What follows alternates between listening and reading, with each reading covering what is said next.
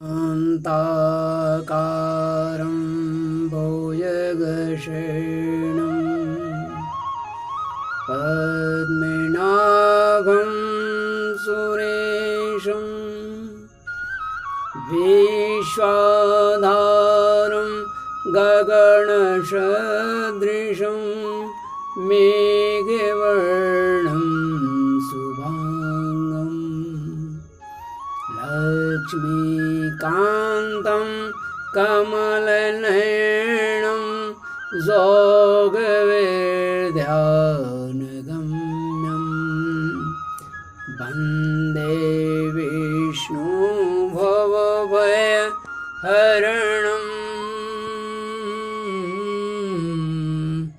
सर्वलोकैकनाथं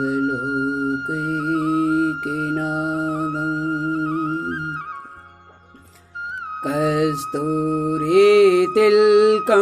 ललाटे पटले वक्षस्थले कौस्तुभं नासाग्रे मौक्तिकं करतले वेणुकरे कङ्कणं सर्वाङ्गे हरिचन्दनं सुललितं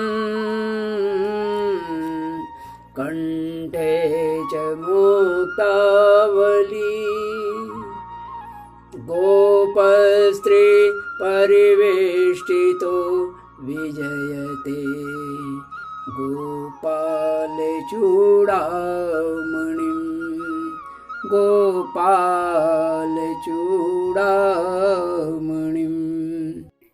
अब मैं प्रथम खंड के प्रथम स्कंद के 12वां अध्याय आरंभ करता हूँ। परीक्षित का जन्म। हिंदी में अश्वत्थामा ने, स्वामी जी ने कहा कि अश्वत्थामा ने जो अत्यंत तेजस्वी ब्रह्मास्त्र चलाया था, उसे उत्तरा का गर्व नष्ट हो गया था, परंतु भगवान ने उसे पुनः जीवित कर दिया। उस गर्भ से पैदा हुए महाज्ञानी महात्मा परीक्षित के, जिन्हें सुदेव जी ने ज्ञान उपदेश किया था, जन्म, कर्म, मृत्यु और उसके बाद जो गति उन्हें प्राप्त हुई, वह सब यदि आप ठीक समझें तो कहें आप लोग बड़ी श्रद्धा के साथ सुनना चाहते हैं। हम लोग बड़ी श्रद्धा के साथ सुनना चाहते हैं। युधिष्ठिर ने कहा, नारायण। सूत जी ने कहा, धर्मराज युधिष्ठिर अपनी प्रजा को प्रसन्न रखते हुए पिता के समान उसका पालन करने लगे। भगवान श्री कृष्ण के चरण कमलों के सेवन से वे समस्त भोगों से निष्क्रिय हो गए थे।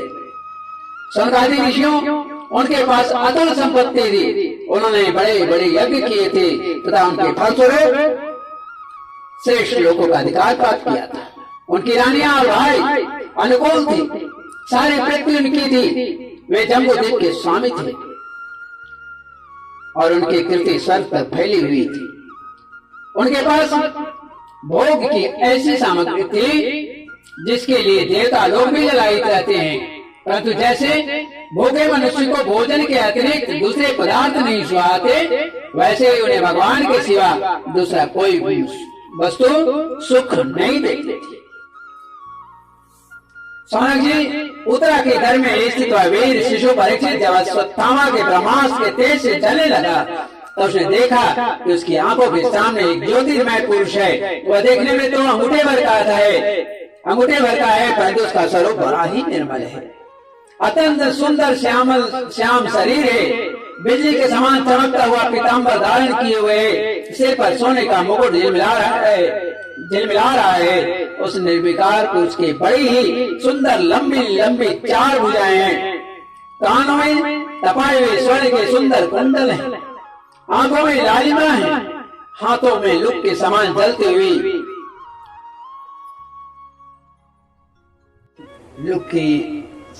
जलती हुई गदा लेकर, हाथ में लुके के समान जलती हुई गदा लेकर उसे बार बार घुमाता जा रहा है और स्वयं शिशु के चारों ओर घूम रहा है।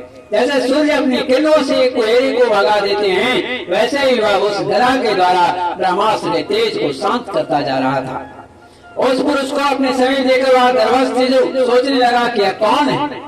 इस प्रकार उस मास के गर्भस्थ शिशु के सामने ही धर्म रक्षक आप में भगवान श्री कृष्ण ब्रह्मास्त्र के तेज को शांत करके वहीं अंतर्ध्यान हो गए। तदनंतर अनुकूल ग्रहों के उदय से युक्त समस्त सद्गुणों को विकसित करने वाले शुभ समय में पांडु के वंशज परीक्षित का जन्म हुआ। जन्म के समय ही वह बालक इतना तेजस्वी दिख रहा था, मानो स्वयं पांडु ने ही फिर से जन्म लिया। पौत्र के जन्म की बात सुनकर राजा युधिष्ठिर मन में बहुत प्रसन्न हुए। उन्होंने धौम, कृपाचार्य आदि ब्राह्मणों से मंगल वादन और जातकर्म संस्कार करवाए। महाराज युधिष्ठिर दान के योग समय को जानते थे। उन्होंने प्रजातीर्थ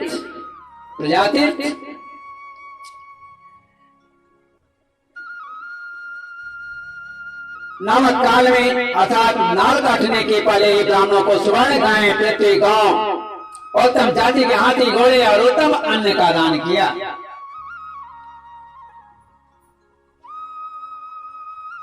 प्रजातीर्थ क्या है? नाल छेदन से पहले सुतक नहीं होता। जब तक नाल नहीं कट जाता है तब तक सुतक नहीं होता है। जैसे कहा है, यावल्लक्षेद्यते नालम तावन्नाप्नोति सूतकम छिन्ने नाले तथा पाशात् सुतकम तो विधीयते। ऐसे समय को प्रजातीर्थ कहते हैं। इस समय जो दान दिया जाता है वह अक्षय होता है। स्मृति कहती है, पुत्रे जाते व्यतिपाते दत्तम भवति चाक्षयम, अर्थात पुत्रोत्पत्ति और व्यतिपात के समय दिया हुआ धन अक्षय होता है। तो प्रजातीर्थ नामक काल में अर्थात नाल काटने के पहले ही ब्राह्मणों के सुवर्ण, गाय, पृथ्वी, गांव, उत्तम जाति के हाथी, घोड़े और उत्तम अन्न का दान दिया।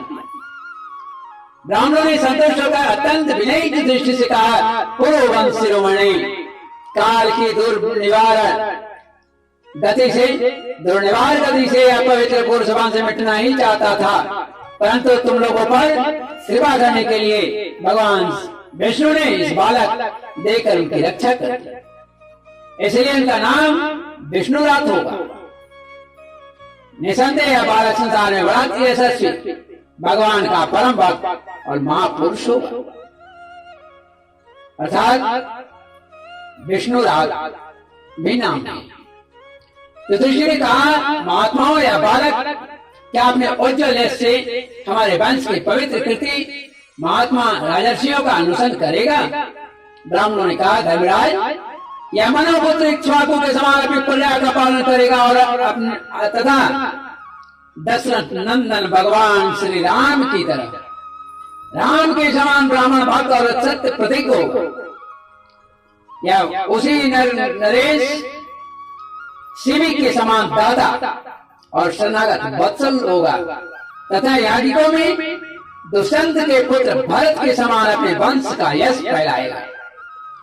धनुर्धरों में यह सहस्राबाहु अर्जुन और अपने दादा पार्थ के समान अग्रगण्य होगा। यह अग्नि के समान दुर्धर्ष और समुद्र के समान दोस्तर होगा। यह सिंह के समान पराक्रमी, हिमालय की तरह आश्रय लेने योग्य, पृथ्वी के सदृश तितिक्षु और माता पिता के समान सहनशील होगा। इसमें पितामह ब्रह्मा के समान समता रहेगी। भगवान शंकर की तरह कृपालु होगा और संपूर्ण प्राणियों को आश्रय देने में श्री लक्ष्मीपति भगवान विष्णु के समान होगा। यह समस्त सद्गुणों की महिमा धारण करने में श्री कृष्ण का न्यायी होगा। रंतिदेव के समान यह उदार होगा, याति के समान धार्मिक होगा, धैर्य में बलि के समान और भगवान श्री कृष्ण के प्रति दृढ़ निष्ठा में यह प्रहलाद के समान होगा। यह बहुत से अश्वमेध यज्ञों का करने वाला और वृद्धों का सेवक होगा। इसके पुत्र राजर्षि होंगे। मर्यादा का उल्लंघन करने वालों को यह दंड देगा। यह पृथ्वी माता और धर्म की रक्षा के लिए कलयुग का भी दमन करेगा। रावण कुमार के हिसाब से तक्षक के द्वारा अपने मृत्यु सुनकर यह सबकी आसक्ति छोड़ देगा और भगवान के चरणों की शरण लेगा। राजन व्यासनाथन सुखदेव जी से आत्मा के आधार यथार्थ स्वरूप का ज्ञान प्राप्त करेगा और अंत में गंगा तट पर अपने शरीर को त्याग कर निश्चय ही अभय पद प्राप्त करेगा।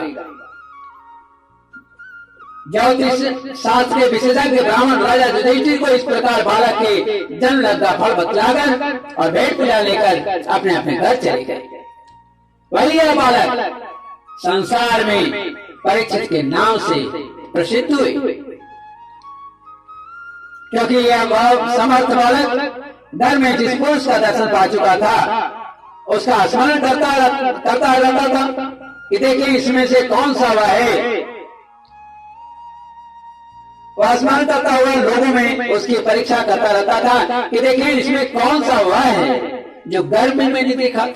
जैसे शुक्ल पक्ष में दिन प्रतिदिन चंद्रमा अपनी कलाओं से पूर्ण होता हुआ बढ़ता है, वैसे ही वह राजकुमार भी अपने गुरुजनों के लालन पालन से क्रमशः अनुदिन बढ़ता हुआ शीघ्र ही सयाना हो गया। इसी समय सज्जनों के वध का प्रायश्चित करने के लिए राजा युधिष्ठिर ने अश्वमेध यज्ञ के द्वारा भगवान की आराधना करने का विचार किया, परंतु प्रजा से वसूल किए हुए कर और दंड की रकम के अतिरिक्त और धन न होने के कारण वे बड़ी चिंता में पड़ गए। उनका अभिप्राय समझकर भगवान श्री कृष्ण की प्रेरणा से उनके भाई उत्तर दिशा में राजा मरुत और ब्राह्मणों द्वारा छोड़ा हुआ मतलब पूर्व काल में महाराज मरुत ने ऐसा यज्ञ किया था जिसमें सभी पात्र सुवर्ण के थे। यज्ञ समाप्त हो जाने पर उन्होंने वे पात्र उत्तर दिशा में फिकवा दिए। उन्होंने ब्राह्मणों को भी इतना धन दिया कि वे उसे ले जाकर न सके और वे भी उसे उत्तर दिशा में ही छोड़कर चले आए। परित्यक्त धन पर राजा का अधिकार होता है। जो जिस धन को त्याग दी जाती है उस पर राजा का अधिकार होता है। इसीलिए उस धन को मंगवाकर भगवान ने युधिष्ठिर का यज्ञ करवाया। सौनक जी इसके बाद भाइयों सहित राजा युधिष्ठिर और द्रौपदी से अनुमति लेकर अर्जुन के साथ यदुवंशियों से घिरे हुए भगवान श्री कृष्ण ने द्वारका के लिए प्रस्थान किया। एते श्रीमद्भागवते महापुराणे पारमहंस्यां संहितायां प्रथम स्कंदे नैमिषोपाख्याने परीक्षित जन्मांधोत्कर्षो नामा 12वां अध्याय। इस प्रकार प्रथम खंड के प्रथम स्कंद के 12 अध्याय हिंदी में समाप्त होता है। पुनः संस्कृत में आरंभ करता हूँ अगले दिन। श्रीमन्नारायण नारायण नारायण